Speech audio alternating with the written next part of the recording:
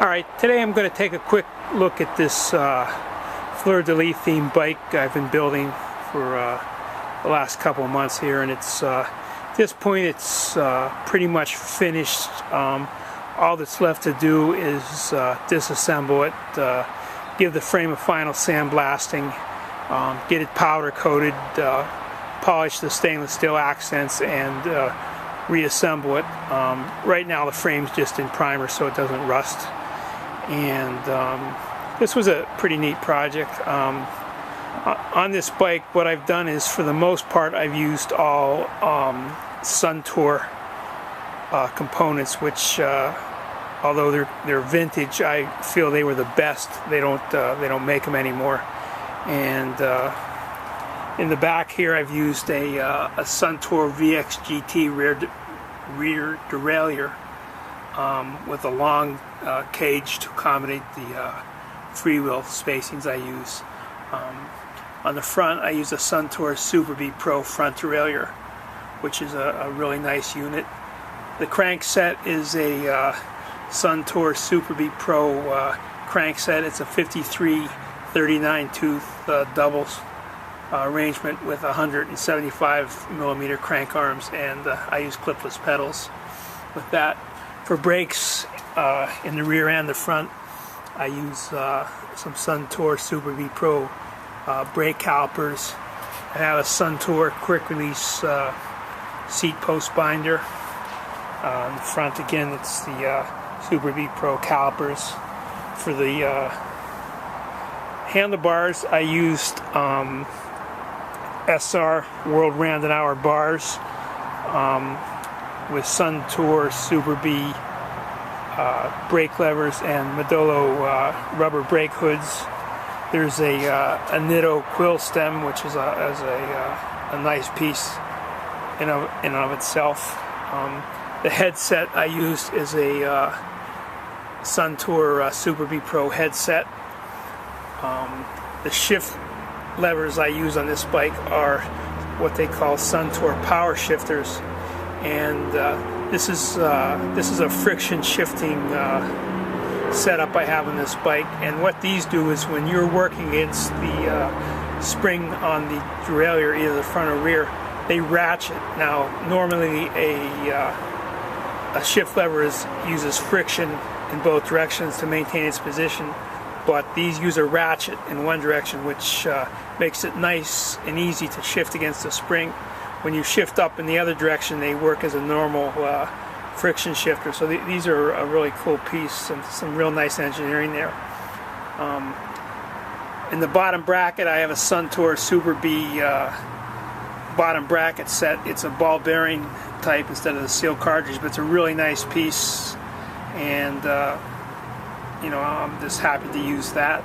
Now the wheels here, I've used front and rear Suntour Super B Pro hubs, front and rear, and these are great pieces. These are sealed bearing hubs. They're not individual ball bearings. I've laced these to a Mavic Open Pro rim, front and rear, and I use a 36 spoke 3-cross lacing, which is very strong. A lot of the newer bikes use in the front they will even use a radial spacing with like 18 spokes or some small amount of spokes, but I don't like that. I think this, for the rows I encounter anyhow, this 36 spoke spacing is about the best. It's the strongest, and I don't think there's any real weight savings by losing a couple of spokes, especially for the way I ride. In the back, I have a Shimano 7-speed freewheel. Now, this is a closed-space freewheel, which fits in the space that you could normally fit a conventional 5-speed, and it works real good. Works with the same frame spacing, which is I think it's 128 millimeter for the 5-speed. So that works good. It makes the bike a 14-speed bike. That's my glasses case, because I can't see anymore, and when if I get a flat on the road, I have to put my glasses on so I can see what the heck I'm doing here. I use these Michelin Pro 3 race tires on my bikes now for the last few years. I really like them.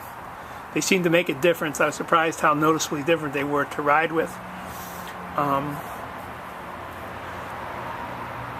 the seat here, I've got a Campagnolo Aero seat post and an old Brooks saddle. Now when I finally get the bike all set, I have a Suntour Super B Pro seat post and I have a brand new Brooks saddle, so I'll be using that. I got this frame set from Nova Cycle Supply, and it's a lightweight frame tube set, standard size. And the thing with this, they had the Fleur de Lis theme bracket. Now on the head tube, I made on the Noir EDM, I made a Fleur de Lis badge, which I put on there. I've got a couple little accents I made to go on the fork, which is a little Fleur de Lis. The fork itself has a stainless steel fork crown and stainless steel fork ends, which will be polished to set them off after the frame is powder coated. I made the water bottle bosses here. I made a Fleur de Lis themed water bottle boss for this. And the same thing is under the glasses case, although you can't see it. I also, on the rear, the dropouts I made, and I got a Fleur de Lis theme on those also. The rear brake bridge there is stainless steel. I made that. I'm in the real fortunate position of being able to make a lot of neat stuff, and I have a lot of nice machines at my access. And on this bike, just to make construction a lot easier, I made a seat post reamer. I made a head tube reamer, a couple different tools to make construction a little easier. I also made, for the bottom bracket, I made a chasing die, because a lot of times you get the brace and the threads and whatnot, and you have to run it through. So I don't know if this is coming across good. All the frame lugs have a Fleur de Lis theme to them. You can see that there. And the bottom bracket does same thing. I don't know if that's showing up good. The seat post lug, same thing. And the rear chainstays fit into little pockets, and it makes a pretty real rigid connection, and it's a little different from a lot of the frames. Now I made all these standoffs for the cables, where you route the cable tube. On a lot of bikes, the cables go under the bottom bracket they actually lay against the bottom of the bottom bracket in little guides, and that's okay, but I think using the